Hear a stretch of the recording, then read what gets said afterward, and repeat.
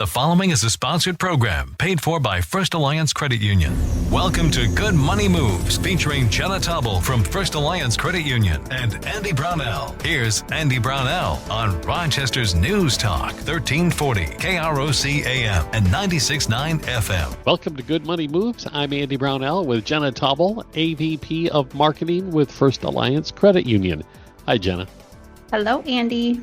I hope everything's going fine for you. It's going great. How about yourself? Okay. As well, things are great. Last week, we navigated through how to afford a car, budgeting, and credit score tips.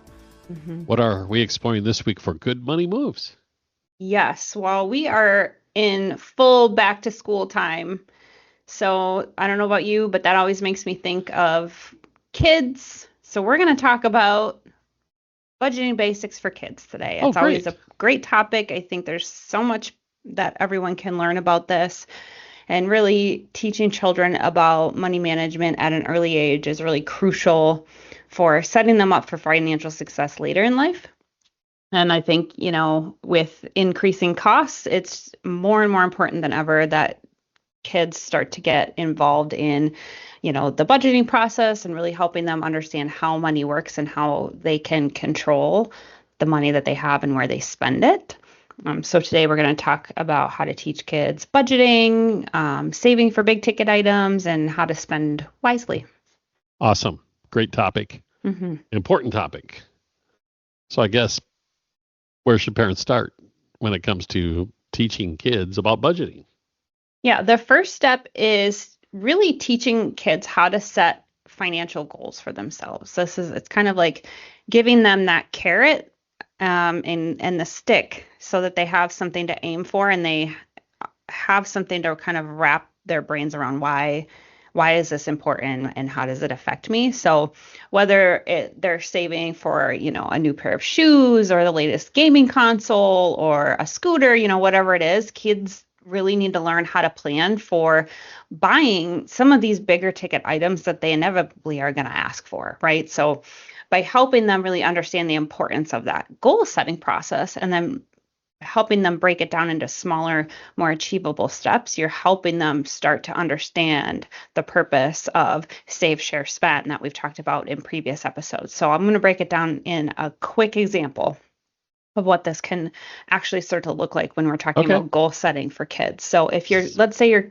your kid wants to buy an electric scooter, right? They see the Lime scooters everywhere around town. They want one of their own. Let's say they have their eye on one that's like $200.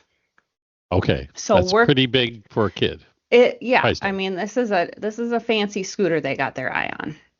So this is where you maybe don't want to just shell out $200 for something like this. This is a perfect opportunity to help them create a savings plan so that they can save up to afford this scooter. So let's say they get $20 a week for doing their chores and other activities that they have to do around the house. You can show them how they can then save $10 each week and then still have $10 for spending on other stuff that they like, candies or coffee or whatever it is your kid is into. This way they see kind of how long it's going to take to reach that $200 goal, and they're going to start to have a better understanding of the value of saving over time, and really starts to give them the idea of the value of hard-earned money because you're attaching it to those chores. And the first thing out of their mouths will be 20 weeks, Mom, that's forever. I know, right? It's less than half a year.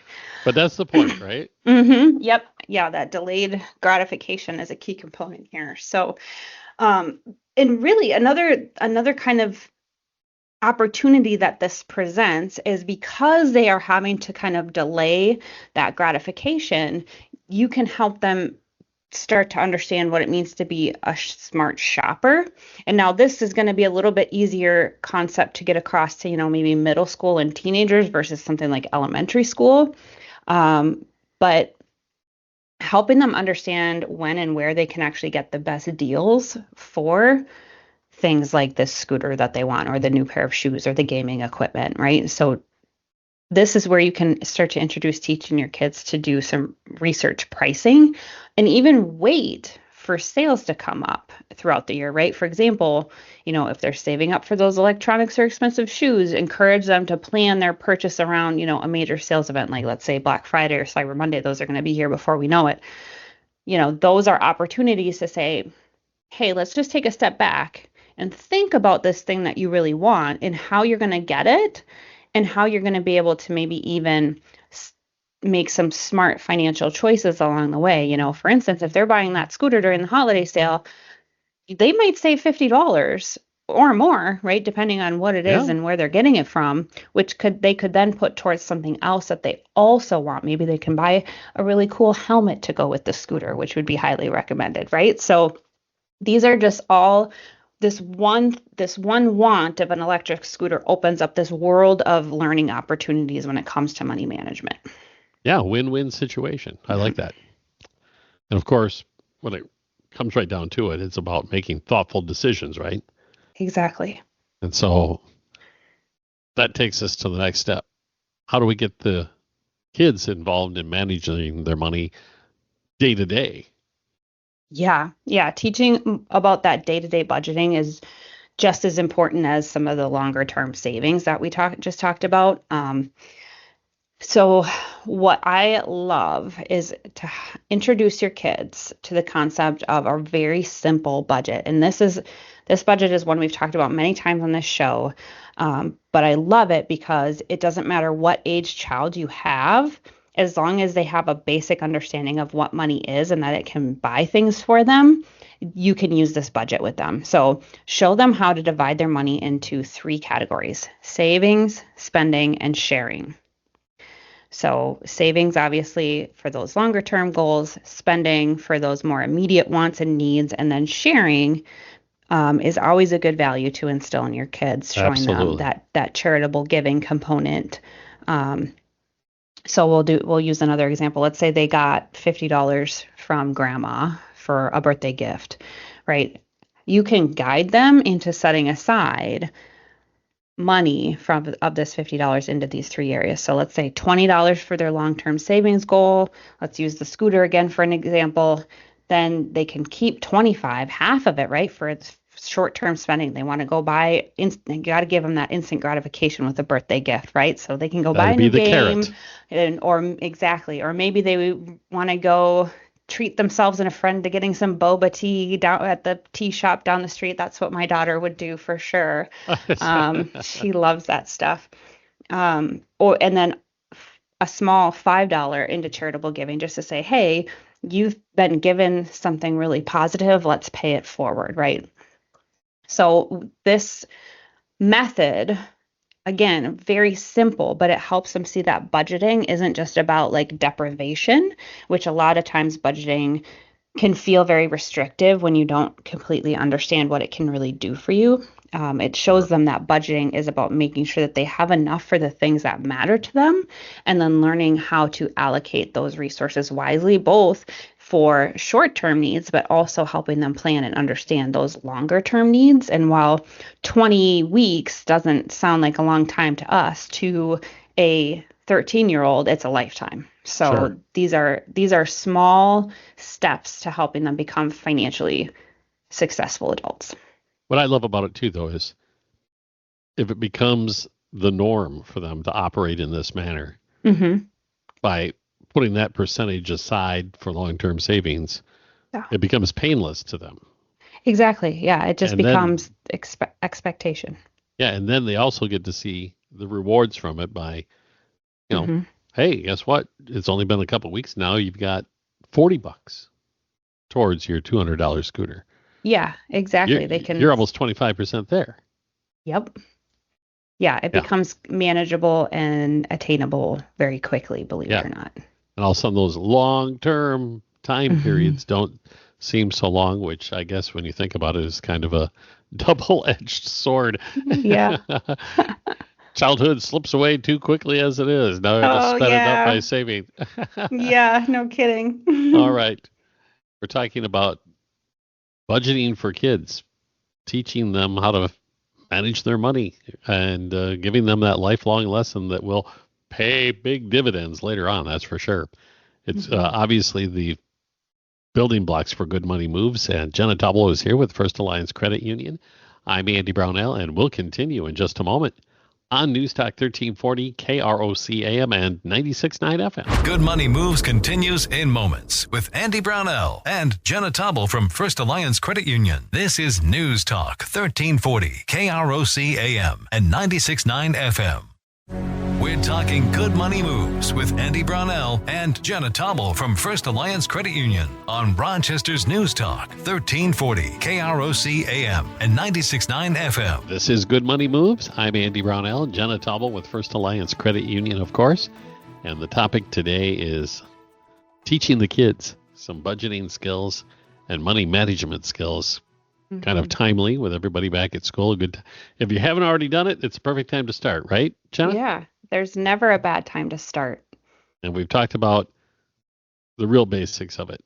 You get a chunk of money, but somewhat fit for a long-term goal. You have your short-term spending needs, and you have sharing, charitable giving.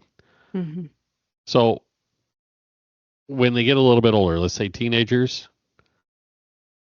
are we going to do things a little bit differently for them as far as their budgeting needs?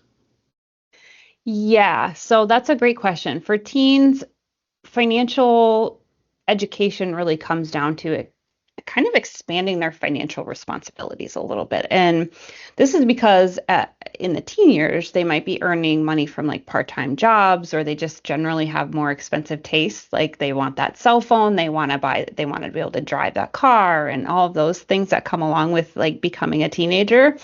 So it's really important for them to understand how to balance the income that they have with their spending and their desires. So we, back in a couple episodes ago, episode 247, we talked about some different budgeting methods that can be really useful for adults. Well, you can apply these same methods to teens. It's all about really helping them find kind of a budgeting method that really suits their particular lifestyle and whether or not they have a constant flow of cash coming in. So one that I think is really interesting for teens is the 50-30-20 rule budgeting method. And if you remember, for the listeners who listened to the previous episode I just mentioned, but for those who didn't, this method says that you allocate 50% of your income to needs, 30% to your wants, and then 20% to like savings and accelerated debt repayment. So this is a really simple approach that works really well for a lot of teens, especially those that have more of a steady income from something like a part-time job. And I really like this for teens because it's actually a really good stepping stone away from kind of the save, spend, share model that is a little bit more directed towards like kids and with that maybe don't have like a large income and they're really just learning that budgeting. So it kind of aligns really well as like a stepping stone. Yeah, and I could also see it being a stepping stone toward, I don't know, more hands-on budgeting, because this one's relatively low maintenance. Mm-hmm. But to be really, really effective, I found you move on to a more detailed budgeting plan, and I think that would be a good way to kind of send them in that direction. Yeah, 100%. Yep. Because when you're talking about, 50% of your income to needs, they have to start to think about, well, what are my needs versus my wants, and how are they going to separate out those pieces of their budgeting puzzle? And, is 20% enough to get them to their savings goals? They have to really start to think about that a little bit more versus, while save, share, spend for younger kids definitely forces them to start to think about that a little bit. This forces even more thought into that. But to your point, Andy, when as they get even older or maybe have more complicated financial situations, maybe they have a loan a car payment that they have to start paying, or maybe, as they 18, 19, they start to have, credit card payments and things like that they need to start managing. Things like the envelope budgeting method can become really helpful, right?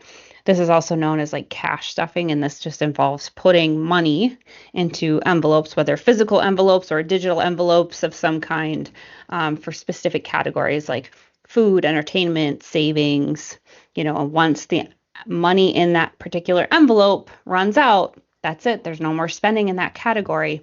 So this can be a really great way for teens and young adults who are just learning to really manage a slightly more complicated budget to help with that impulse control spending, so that they're like, oh yeah, I really do have to make, my car payment. I cannot spend this on anything else. Right. So this is the only money I have left for, out of my 200, this is a very low paycheck. Out of my $200 paycheck, I have to pay $100 for my car loan. The other $100 is for my fun time. So be really forcing you to kind of think and separate that money out kind of physically can be really helpful.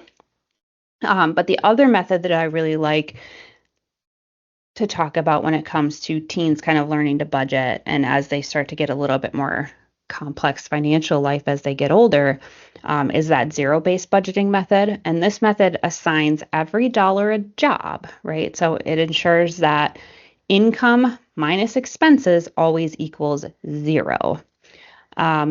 And this can actually be really good for like detail-oriented teens who want to be able to track every penny that's coming and going, because it really does help you think about, okay, well, if I have to pay for my $50 cell phone bill, my $200 car payment, I got to have money for gas. I need to have, money. I want to go to do these things with my friends. I need to, these things, and I want to save money, but my income is only this, right? Then they have to really start to line item all of that to make sure that they're not overextending themselves. It can be, again, 3 different methodologies that can be really great for teens and also very great for adults. Yeah, I was going to say, they sound like good strategies for everyone.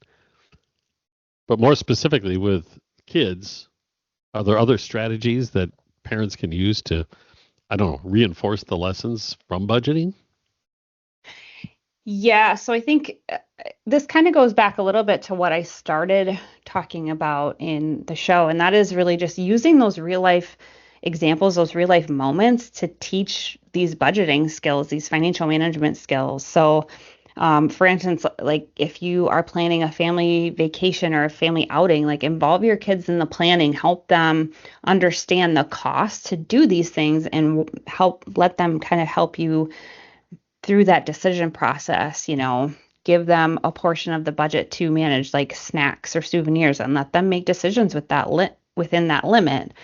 This really gives them that hands-on experience in that budgeting, and then shows them, the consequences of overspending, right? And maybe give them an incentive to not spend it all, right? If you don't spend all of this, we could do X, Y, and Z, right? So, and just starting to have those types of conversations and giving them that hands-on experience is so important. And personally, this is where I'm going to do a shameless plug for our Greenlight partnership that we have here at First Alliance Credit Union. We had Greenlight on the show several episodes ago, but this is a really great app. It's a fantastic tool.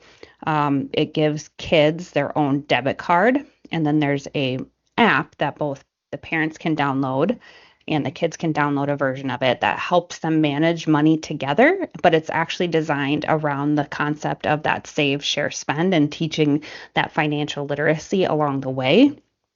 So with Greenlight, kids and teens can really manage their money, set savings goals, track spending, even start to learn about investing.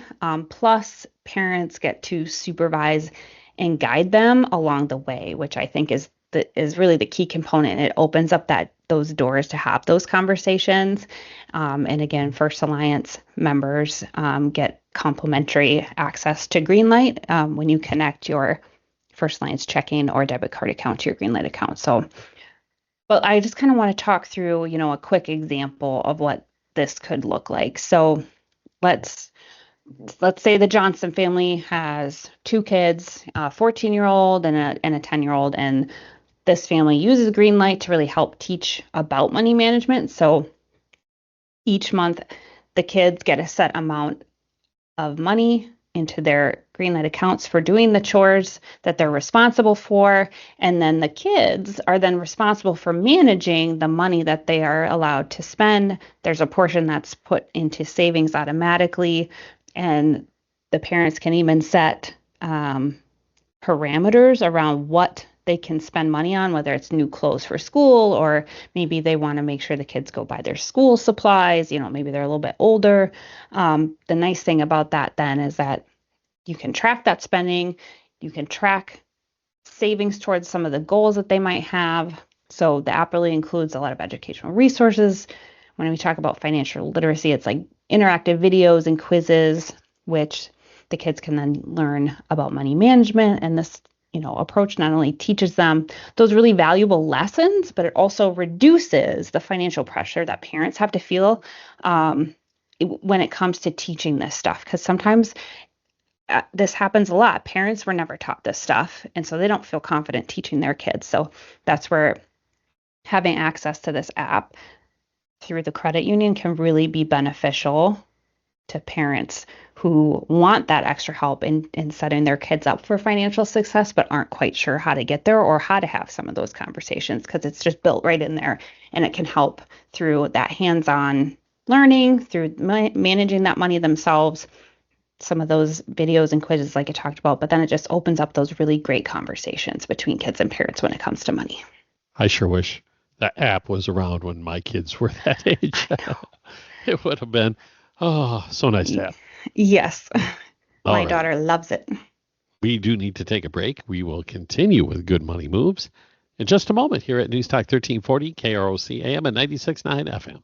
Good Money Moves continues in moments with Andy Brownell and Jenna Taubel from First Alliance Credit Union. This is News Talk 1340, KROC AM and 96.9 FM.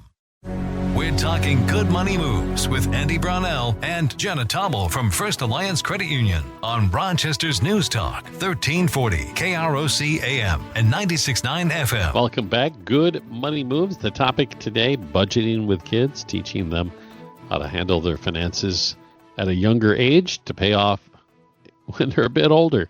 And we've talked about, I guess, all the way through high school, some ways you can reinforce the lessons and teach them financial responsibility. But Jenna, what about when they reach adulthood? Mm-hmm. They're 18 and they're still under your roof. Yeah. And I know some, it's debatable. I know some parents do it, some don't. Charge them rent. Mm-hmm. Do you have any thoughts about that? Yeah, that's an interesting topic, Andy. And to your point, I don't think there's a right or wrong answer to this. I do think that it can be a really valuable financial lesson and responsibility for kids who maybe aren't quite ready to live on their own, but are definitely adults and need to learn adult financial responsibilities, right? I think the idea of charging kids rent when they turn 18 might sound controversial, but it really can be a great way to help them transition into adulthood.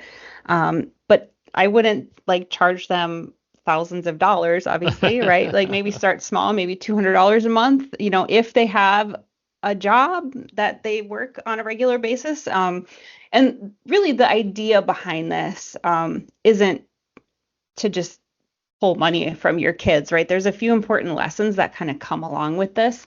And one is it helps your adult child feel like a contributing adult in the home, right? Paying rent can really teach them about financial obligations and the importance of managing their money. It can also help kind of ease them into the realities of adult life. When rent for even a one-bedroom apartment is over $1,000 in some places, charging $200 is a pretty low cost rent. And it's a simple way to help them understand the cost of living while still providing them a really good safety net by living under your roof. And it can also actually help them lower costs if they do decide to go to college, but stay home, right? There's a lot of local colleges here in Rochester. And so I'm sure there's plenty of kids who are still living at home and attending college. So by staying at home and paying that modest rent, they can then save on having to pay for dorm costs or apartment costs. They have to save on food costs, things like that, which can then just help significantly reduce that overall financial burden that is college, right? When you're already paying ridiculous amounts for tuition. But, I think the key here is you don't just take that $200 and spend it on something yourself. Instead, the idea behind this is that you then take that money and put it into some kind of special savings account for your child so that when they are ready to move out and take that step to be fully independent, let's say by the time they turn 23, for example, if you're charging them $200 a month, you could have, say, like $1,200, plus whatever interest is. This money is going to help them have that solid emergency fund. It can help cover costs of potentially buying a house or even starting a small business, right? That's a great opportunity to show them, hey, you did this and you can keep doing it. So this approach not only really just teaches that financial responsibility, but it also provides them with that financial cushion when they're ready to move out on their own. I love that because I'm sure they're going to bellyache about it. Oh, and yes. then when you present them with, here you go, see? Just to see the look on their face would be worth every bit of bellyaching you heard over the years, that's for sure. Yeah, yes. Well, it sounds like there are a lot of great tools out there for the parents to use to teach their children about money. Well, they can, I guess. Yes. And at the same time, making sure that they meet their own financial goals. Yeah, absolutely. Yeah. So I would just say, remember to start with a plan, right? And just involve your kids in the process. Use the tools that are available to you. Help them learn budgeting, help them be smart shoppers, set them up to be financially independent. And it's just going to make your job as a parent in the long run a lot less stressful and more manageable down the road. Absolutely. Great information as always, Jenna. Yeah. I love the topic as well. And obviously we have only scraped the surface of this. So where can we find out more information about making good money moves? As always, I encourage our listeners to visit our website, firstalliancecu.com. You can subscribe to our blog. We release new financial tips and advice every week.